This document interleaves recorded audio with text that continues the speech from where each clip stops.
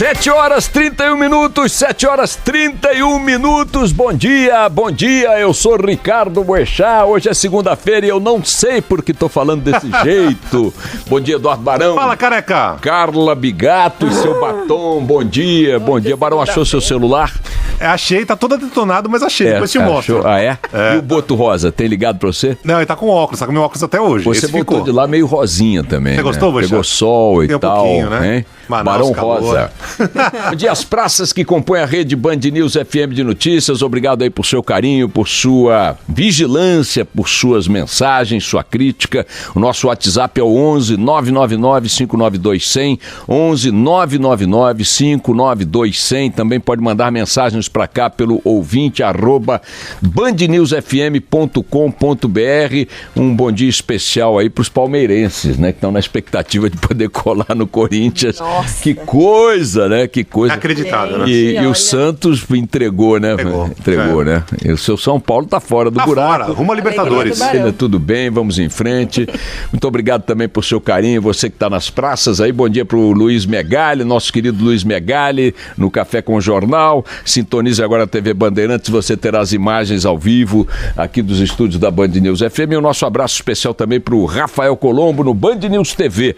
Bom dia aí para Porto Alegre, para Curitiba, para São Paulo, para o Rio de Janeiro, para Belo Horizonte, para Brasília, para Salvador, para Fortaleza, para João Pessoa, para Manaus, para Orlando, para Tampa e para Vitória.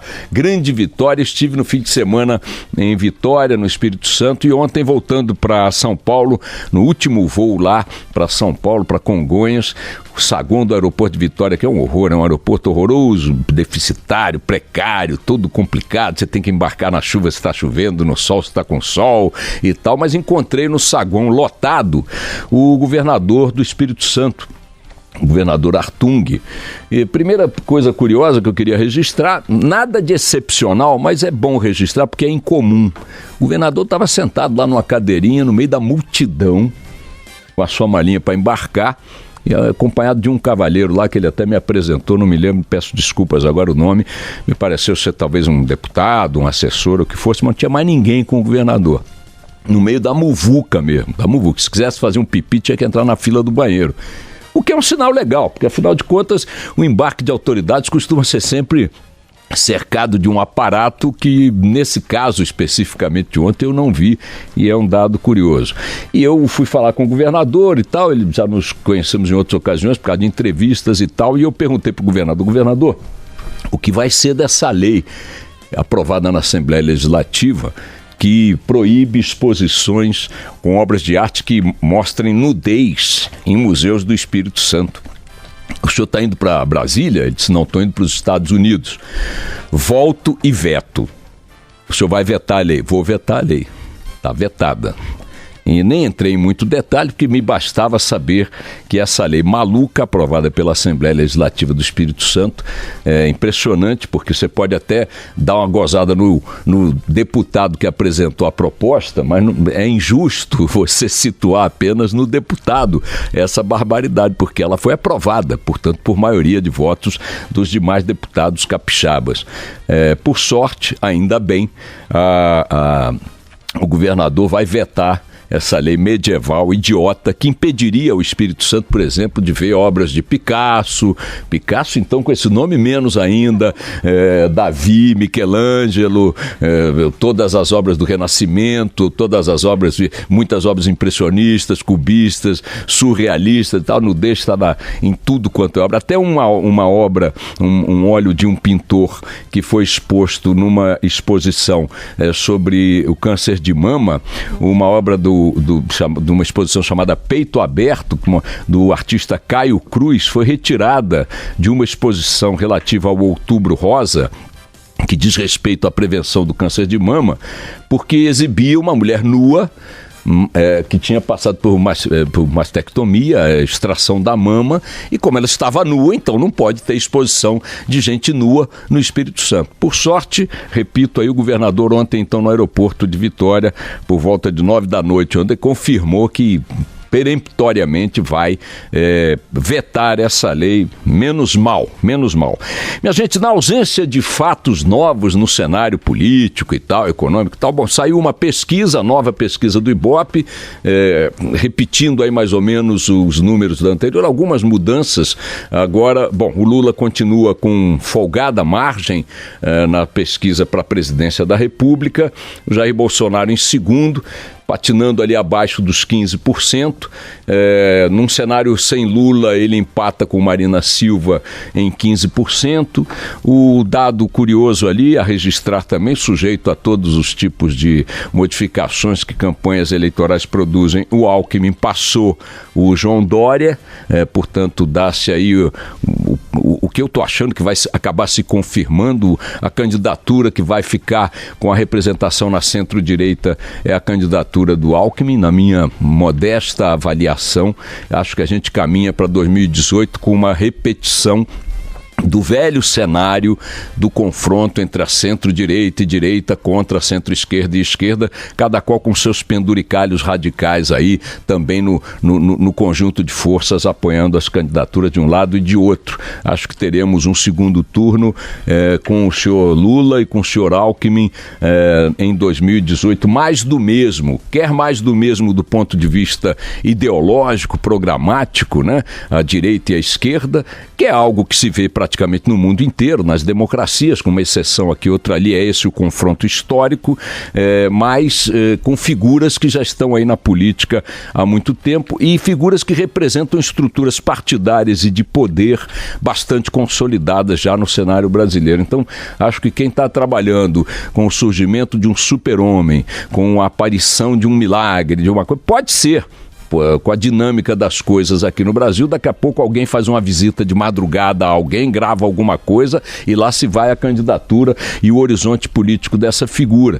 Daqui a pouco alguém pega uma mala e empresta para o outro, rouba do outro, ou negocia com o outro e lá se vai outra candidatura para o beleléu. Mas neste cenário que está colocado aí, com o Alckmin tendo sobrevivido com menos tiros do que outros concorrentes internos às denúncias de corrupção, não que ele seja um santo, mas as denúncias em relação a ele prosperaram menos. Ele viu morrer o seu principal rival dentro do partido, que era o Aécio Neves. O João Dória, para viabilizar sua própria candidatura, tem que matar o criador e também não decolou, começou a sofrer o desgaste aqui em São Paulo inevitável.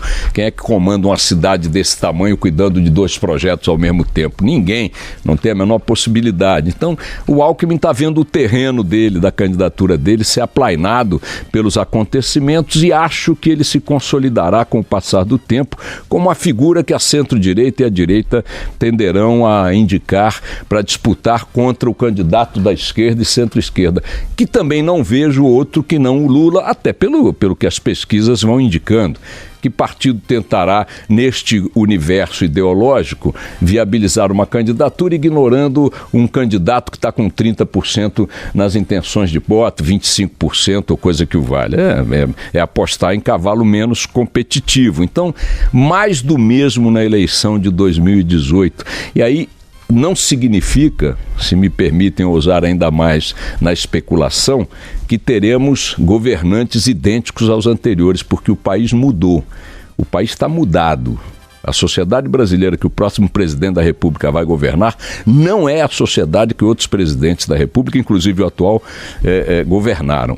É outra sociedade, é outro povo, outro país, antenado, ligado, politizado, interessado por política, mais vigilante, mais conectado. Então, acho que o desenho é esse. No campo político partidário, as candidaturas reproduzirão a velha dicotomia de centro-direita e centro-esquerda e acho que ainda assim, mesmo que venhamos a lidar com um presidente que é figurinha manjada no cenário político, a possibilidade dele repetir erros do passado ou criar erros novos da mesma natureza me parece mais remota, portanto, o barco que segue. A notícia curiosa, havendo aí a ausência de fatos novos que estimulem qualquer conversa interessante numa manhã de segunda, está hoje na Folha de São Paulo, numa reportagem do Marco Rodrigo Almeida, em que ele fez um levantamento mostrando que a renovação, Barão, na Câmara dos Deputados, nas últimas eleições, tem sido sempre, desde 1990, quando foi a primeira eleição depois da redemocratização, tivemos uma renovação de 62% da Câmara dos Deputados. É um índice altíssimo, se você, como diz o Marco, comparar com as democracias consolidadas. Para vocês terem uma ideia, os Estados Unidos, o Carla Bigato, renovaram apenas em 3% o seu colegiado de deputados nas últimas eleições nos Estados Unidos. 3%. Se você pegar aí a França, se você pegar a Inglaterra, a Alemanha, a Itália, enfim, a Espanha, você vai ter renovações muito menores, mas assombrosamente menores, do que as eleições do Brasil produzem no Congresso Nacional. Então, por que o nosso Congresso, apesar da população cumprir o seu papel de fazer a renovação numa escala que não se vê em outras democracias, por que o nosso Congresso continua sendo o mesmo lixo de sempre e até pior? Eles gostam de dizer que o Congresso Nacional reflete o povo brasileiro. É mentira. Mentira provada agora em estatísticas. O povo brasileiro, a cada legislatura, vai lá e diz que não quer metade daquele lixo que está lá, na suposição natural de que está fazendo uma renovação.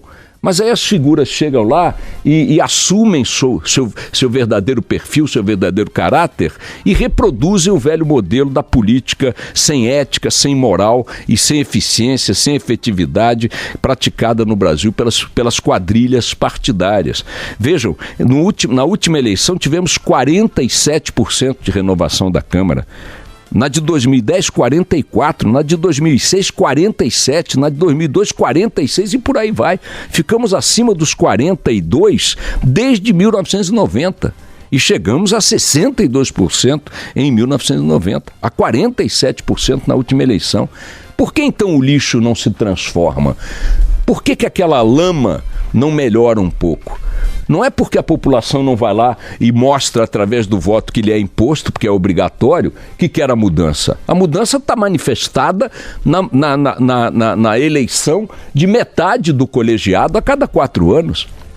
O problema é que a classe política brasileira vende o que não entrega.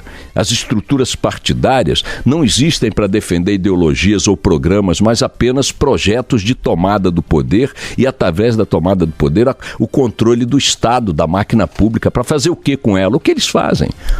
Amigos, contratos, maracutaias, fisiologismo, nepotismo e etc. e tal. Os analistas ouvidos pela Folha mostram o seguinte, que, na verdade, os partidos estão estruturados e a legislação política, inclusive essa nova lei política e da reforma política, fortalece esse aspecto, estão estruturados para garantir a sobrevivência dos grupos que, de fato, dominam essas máquinas. E uma das provas de que esses grupos se perenizam, se eternizam no poder, é a quantidade de filhos e netos que estão aí no jogo, no controle da política nacional. O filho do Barbalho é ministro, o filho do Sarney é ministro, o filho do Pisciani é ministro, o irmão do Gedel é deputado, o filho do Cabral é deputado, o filho do Renan é governador e por aí vai. Se você for apanhar no cenário da política nacional, são famílias que controlam isso. Então você, eleitor, tem que entender o seguinte, o seu papel tem sido cumprido a cada eleição, você não tem do que não se orgulhar pelo que fez, o eleitor brasileiro tem dado demonstrações de que quer a mudança, renovando metade do Congresso Nacional a cada eleição. E o que precisa ser feito agora é perceber que esta mudança tem que acontecer pelo voto de uma forma mais radical ainda. Entendendo que, às vezes, mesmo quando você está mudando, muda para ficar na mesma coisa, como, por exemplo, ninguém pode imaginar que um filho deputado de Sérgio Cabral será diferente do pai Sérgio Cabral, ou que o irmão de Gedel Vieira Lima é diferente de Gedel Vieira Lima, ou que o filho do Jader Barbalho, ou do Sarney, ou do Renan Calheiros representam alguma renovação na política. Então, é impressionante que o povo brasileiro cumpre o seu papel, faz aquilo que os povos que querem mudar a qualidade de sua política fazem, elegendo novos nomes para o Congresso Nacional, e o problema não está na seleção de um novo conjunto de jogadores para o time de futebol. Nós estamos trocando o time. O problema é que o cartola do time, o técnico do time, o massagista do time, a legislação da entidade de futebol que controla está montada para que as coisas não mudem. Essa reportagem hoje merece uma leitura atenta de todos vocês, aí do Marco Rodrigo Almeida na Folha de São Paulo, para ver o quanto nós somos enganados escancaradamente. Vamos lá.